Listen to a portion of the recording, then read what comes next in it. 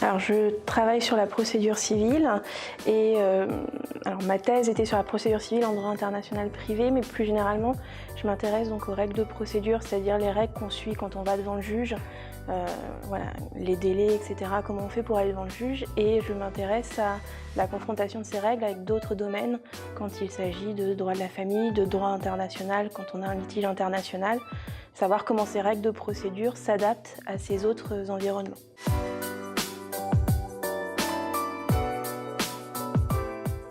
Avantage, qui est à la fois un inconvénient, c'est la liberté. C'est-à-dire que je m'organise comme je veux. Alors forcément, il y a des horaires fixes pour les enseignements, mais je peux m'organiser comme je veux sur mes journées. C'est aussi un inconvénient parce que du coup, j'ai pas des journées fixes où je commence à telle heure, je finis à telle heure. Et techniquement, mon cerveau est à peu près toujours pris. Enfin, j'ai toujours une partie de ma tête qui est dans la recherche, dans l'enseignement, et donc il n'y a pas de week-end et il n'y a pas de soirée véritablement.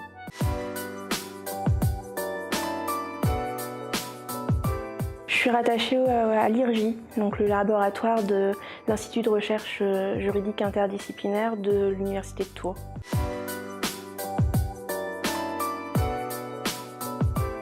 Alors en droit, on fait souvent des recherches plus individuelles. Donc on peut travailler, mais pour le moment je ne les connais pas assez pour travailler avec eux.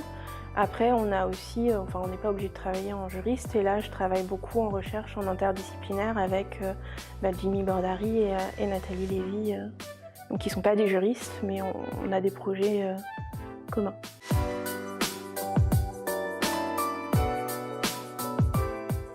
Les projets communs, alors on monte une journée d'études, on a répondu à un appel projet de la MSH sur des projets d'envergure et qui ont des thématiques plus larges. Après, dans les recherches individuelles, ça va être en droit, ça va souvent être, évidemment participer à des colloques aussi, mais ça va être écrire des commentaires de jurisprudence, écrire des articles, donc après c'est selon les inspirations aussi.